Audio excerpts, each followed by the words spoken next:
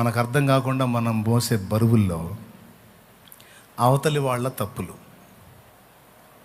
మన గోనె సంచిలో ఏం బరువులు ఉన్నాయో మనకే తెలియదని చెప్పాగా. అవతలి వాళ్ళ తప్పులు మనం మోస్తుంటాం.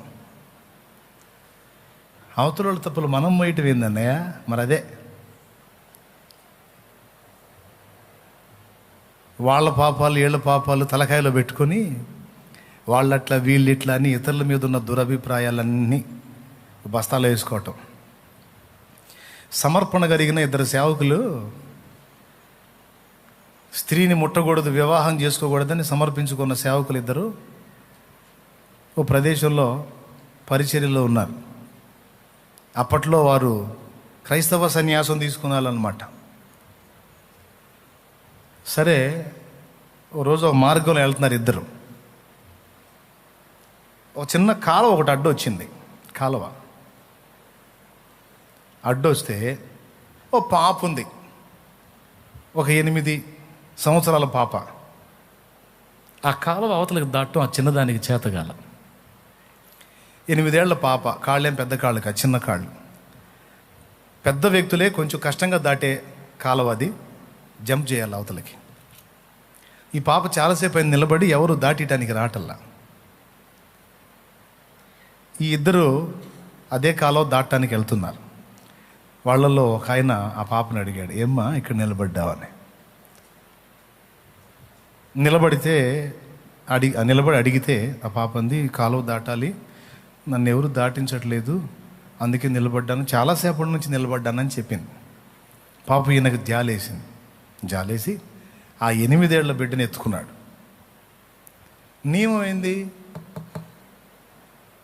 ఏంది? స్త్రీని ముట్టకూడదు. కానీ 8 ఏళ్ల పాపను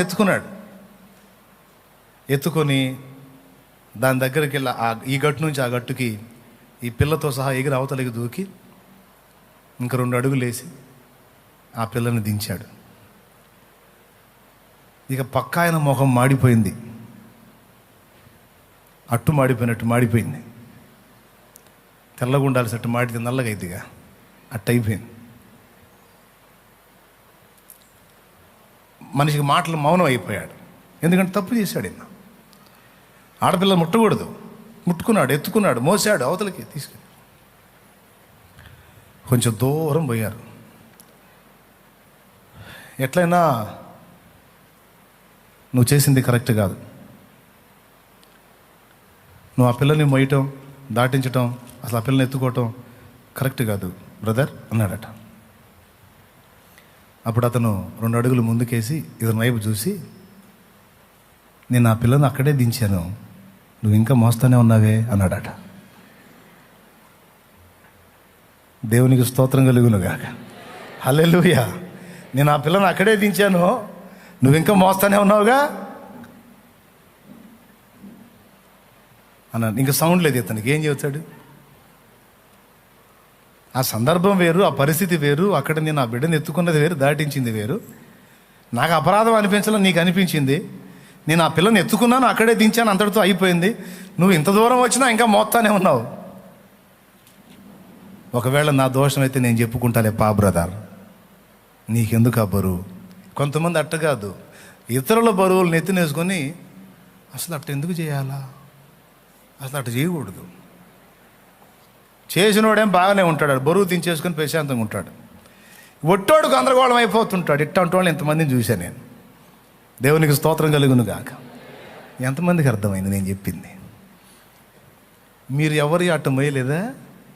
మళ్ళీ మన మాట మొయ్యలేదా? వేశారు కదా, దించండి. అట్లాంటివి కూడా ఒకళ్ళే కాదు మనం ఎత్తుకుంది, చాలామంది ఎత్తుకొని మోస్తున్నాం. వాళ్ళేమో అప్పుడే దించేసుకున్నారు. ఇప్పుడు దావీదు ఉన్నాడు, బత్షెబాతో పాపం చేశాడు, ఊరియాని చంపించాడు, పాపం చేశాడు, చంపించాడు, అందుకే ఎట్ట అయిపోయాడు. సంసోను చూడు, దెలీలాతో పాపం చేశాడు, అందుకే ఎట్ట అయిపోయాడు. అట్ట.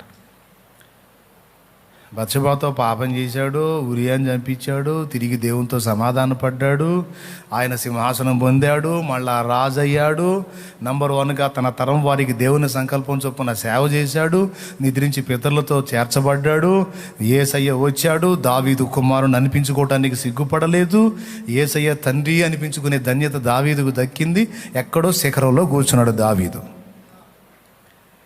ఆ బెత్షెబా ఉరియాలను మాత్రం ఇంకా మనం మొత్తనే ఉంటాం. దావీదు నవ్వుకుంటాడు, నేను అప్పుడే వదిలేశారా, మీరు ఇంకా మొత్తం మొయ్యండి, మీ సచ్చిందాక మొయ్యండి అంటాడు. దేవునికి స్తోత్రం కలుగును గాక. ఓ పాఠం కోసం చెప్పుకో, అంతేగాని మొయ్యటానికి లేదు. ఇతరులవి నువ్వు మొయ్యవద్దు.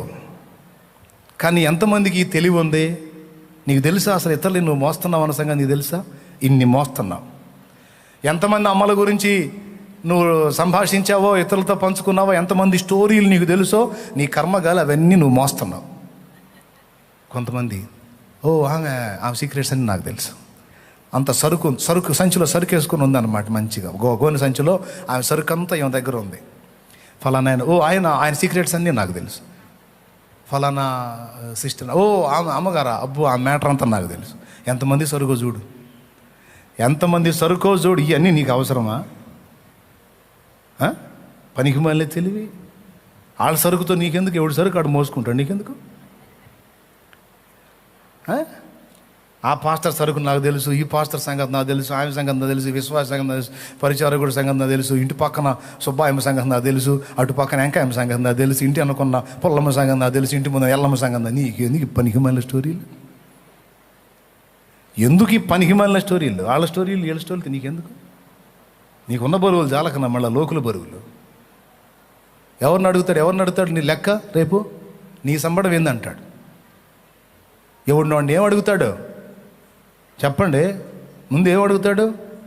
ఇక నా బోటోని లెక్క అడుగుతాడు, ఏదైనా వాళ్ళ సంగతి ఏం చేసావని. అది కూడా సెకండ్. ఫస్ట్ నా సంబడం అడుగుతాడు, తర్వాత నాకు అప్పచెప్పిన వాళ్ళ సంబడం ఏందని అడుగుతాడు. నీకెందుకు? పక్కన వాళ్ళ స్టోరీ అంటే చాలు, ఏందంట అబ్బు, ఏం ఆనందం, ఏం పరవశం, ఏం ఉల్లాసం. మనం ఏడుతున్నాం, అవతలోడు కూడా ఏడిచే అవకాశం ఉందంట. ఏంది, ఏం జరిగింది? ఇట్టంట అని అన్ని ఊది ఎవరు చెప్పాక నేను చెప్తా, చెప్పలే.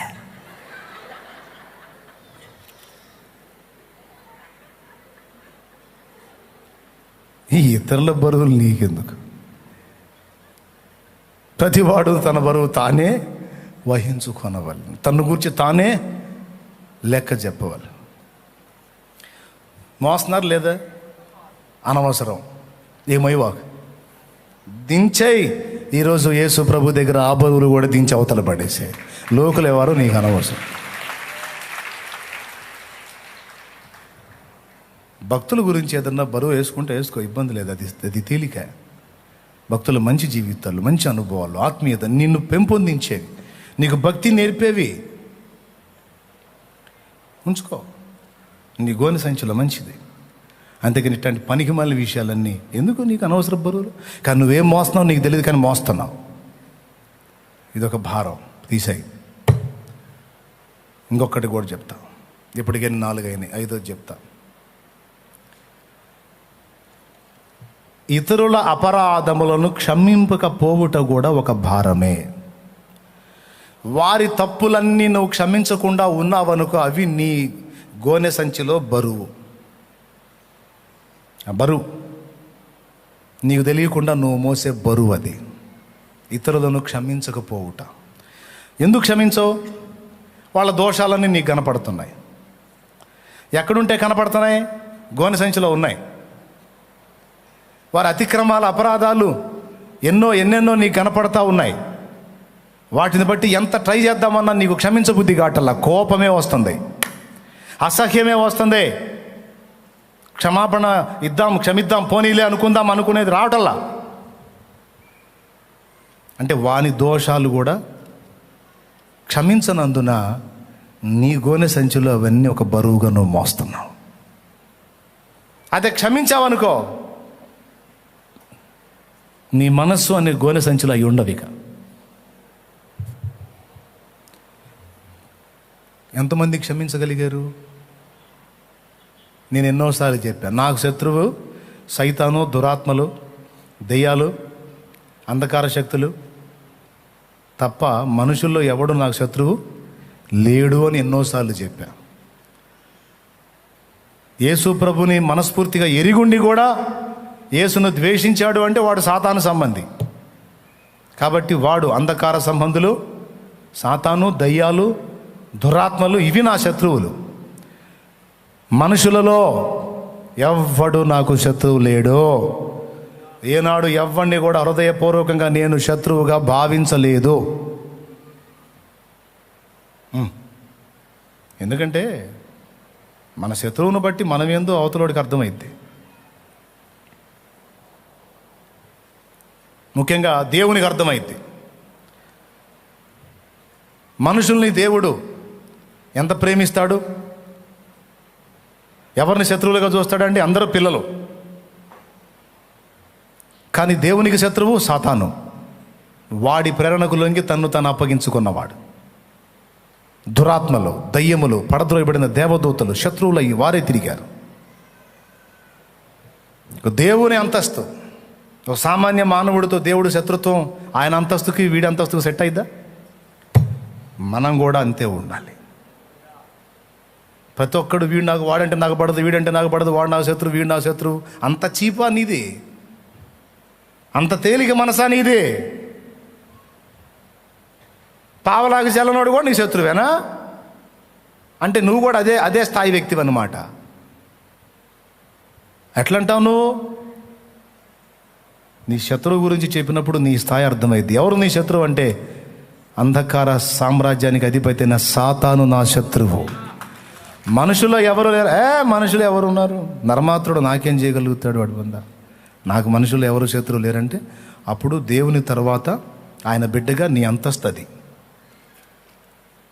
అరే చీటికి మాటికి వాళ్ళంటే నాకు పడదు, వీళ్ళంటే నాకు పడదు, వాళ్ళు నా శత్రువులు, వీళ్ళు నా శత్రువు. నీది బందా? అంత తేలిక, అంత కింద ఉన్నావు నువ్వు? అంత తక్కువ స్థాయిలో ఉన్నావా? నాసికారంధ్రములలో జీవవాయువు కలిగిన మట్టి పురుగులను నువ్వు గొప్పగా ఏంచి శత్రువులుగా స్వీకరించావా? వారు ఏ పాటి వారు? కొంతసేపు కనపడ అంతలో మాయమయ్యే ఆవిరి వంటి వారు, గడ్డి పువ్వులే కదా. వారు నీకు శత్రువు లేని.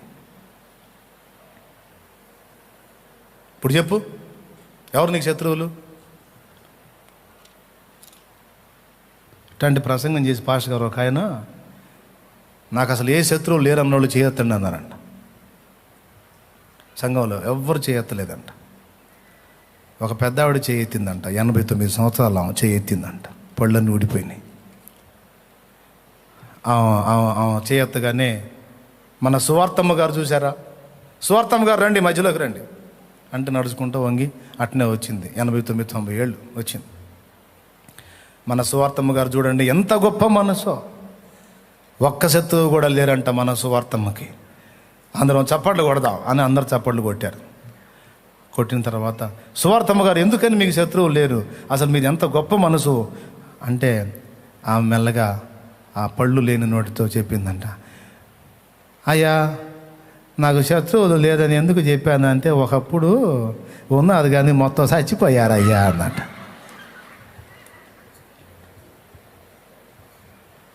ఏమయ్యారు? మొత్తం చచ్చారు. బతికున్నట్టే ఉన్నట్టే చచ్చిపోయారు కాబట్టి. పనికి మాలిన ముసల్ని అనవసరంగా చప్పట్లు కొట్టించాను అనుకున్నాడు పాస్టర్ గారు. సరే సువార్తమ్మ గారు ఇంక పోయి కూర్చోండి అన్నాడు. దేవునికి స్తోత్రం కలుగునుగా. హల్లెలూయా. ఎవరు నీకు శత్రువులు? కొంతమంది వాడు నాకు అట్ట చేశాడు కాబట్టి చచ్చాడు, వీడు ఎట్టంటోడు కాబట్టి వాడు నాకు అన్యాయం చేశాడు కాబట్టి ఊరకపోయాడు, వాడు అట్టంటోడు కాబట్టి ఎట్టుపోయాడు, వాడు శత్రువు, వాడు అందుకే చచ్చాడు, వీడు ఎందుకు ఎట్ట. ఇవన్నీ మనకు తగవు. మన దేవుడు ఉంచిన స్థాయి వేరు, మనల్ని దేవుడు ఉంచిన అంతస్తు వేరు. నువ్వు ఆ అంతస్తు దిగి రావద్దు. మట్టి పురుగుల్ని శత్రువులుగా భావించొద్దు. దేవుని ప్రేమను బట్టి క్షమించి వదిలేసాయి. దేవుని ప్రేమను బట్టి నీకు శత్రువుగా నాకు లేరు. నాకు కీడు కల్పించిన వాడు కూడా శత్రువుగా ఫీల్ అవ్వను నేను. ఏడిశాడు సోది మొహం, తెలిస్తే చేస్తాడా? తిక్కలోడు. వానికి అది శాశ్వతమా, నాకు ఇది శాశ్వతమా? ఏం చూసుకొని ఎందుకంత ద్వేషం? పిచ్చి మొహం. కొంతమంది నేను వాళ్ళ శత్రువు అనుకోలేక నన్ను వాళ్ళకి శత్రువు అనుకున్న వాళ్ళు ఉన్నారు. నన్ను వాళ్ళకి శత్రువులు అనుకొని నాకు కీడు కల్పించాలనుకున్న వాళ్ళు సైతం ఒక దశలో పశ్చాత్తాపడి క్షమాపణ కోరిన వాళ్ళు కూడా ఉన్నారు. ఎందుకంటే నేను వాళ్ళ ఆ దృష్టితో చూడలా గనుక వాళ్ళు తిరిగి నాతో సమాధాన పట్టడం అనేది జరిగింది. కాబట్టి భూమి మీద మనుషుల్లో ఎవరిని కూడా శత్రువుగా భావించి ఇంతవరకు ఏ ఒక్కని పతనాన్ని కూడా మనస్ఫూర్తిగా కోరుకున్నది లేదు నా చరిత్రలో. ఫలానోడు నాశనం అయితే బాగుండు, ఫలానోడు పతనం అయిపోతే బాగుండని మనస్ఫూర్తిగా ఎవరిని నేను కోరుకోలేదు.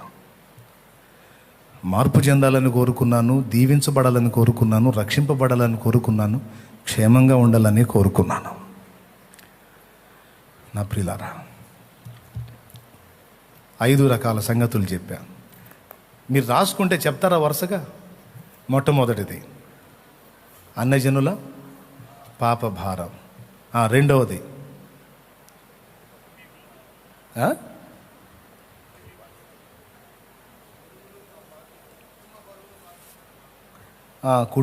కుటుంబీకుల బరువు. చేసిన దోషములను పదే పదే జ్ఞాపకం చేసుకొని అపవాదికి అవకాశం ఇచ్చి ఆ బరువు మోయటం. ఆ దోషాలు దేవుడు వదిలిపెట్టినా నువ్వు వదిలిపెట్టకుండా మెడనేసుకొని తిరగటం. 4వది ఎదుటి వాళ్ళ తప్పుల్ని దాచిపెట్టుకొని మైండ్లో వాళ్ళని తేలిగ్గా ఆలోచించడం, అదొక బరువు. 5వది క్షమించలేక వాళ్ళ తప్పులన్నీ గుర్తుపెట్టుకొని, ఇక్కడ ఉన్న వాళ్ళు చేయొద్దండి, నేను క్షమించిన వాళ్ళు కొంతమంది ఉన్నారన్న వాళ్ళు చేయొద్దండి, నేను క్షమించలేని వాళ్ళు కొంతమంది ఉన్నారన్న, వాళ్ళు నాకు చాలా ద్రోహం చేశారు అన్నోళ్ళు చేయొద్దండి, నాకు చాలా అన్యాయం చేశారన్న వాళ్ళు, నేను వాళ్ళని క్షమించాలంటే నా మనసు రావట్లేదు, వాళ్ళ దుర్మార్గం అంతా నాకు గుర్తొస్తుంది అన్నోళ్ళు చేయొద్దండి.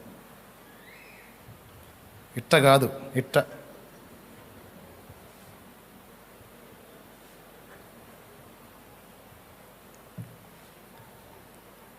మరి ఇప్పుడు విన్నావు కదా, మరి ఇకనన్నా నువ్వు క్షమించి ఆ బరువు దించేసుకుంటావా, లేకపోతే అంతే పెట్టుకుంటావా?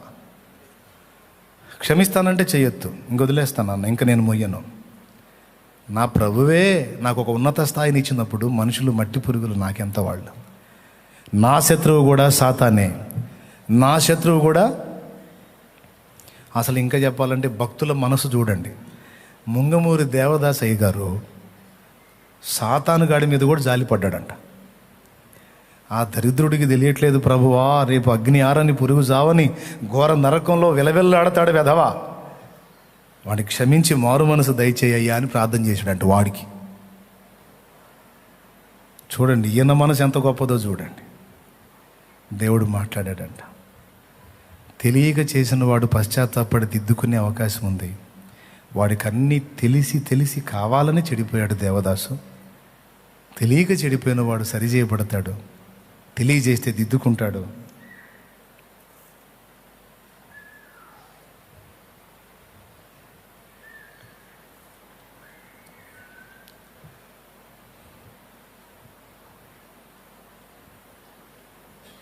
వాడి గురించి నువ్వు ప్రార్థన చేయొద్దు, ఎందుకంటే ఆ ప్రార్థన ఆలకించబడదు అన్నాడట. అసలు ఎంత విశాలమైన మనసు. ఇప్పుడు ఆయన చేసిన ప్రార్థన పిల్లతన ప్రార్థన అనుకోవద్దు, ఆ భక్తుని హృదయం ఎంత విశాలపరచబడిందో చూడండి. ఆయన హృదయంలో దేవుని ప్రేమ కుమ్మరించబడి మనందరం శత్రువులుగా భావించే సాతాను కూడా రక్షణ కలగాలని కోరుకున్నాడండి ఆ నీతిమంతుడు. అది దేవుని కూడా ఉండే ఆ మనసు. కానీ చేతులా వాడు చెడగొట్టుకుని వాడే శత్రువుగా ప్రకటించుకున్నప్పుడు ఆయన మాత్రం ఏం చేస్తాడు? ఓకే.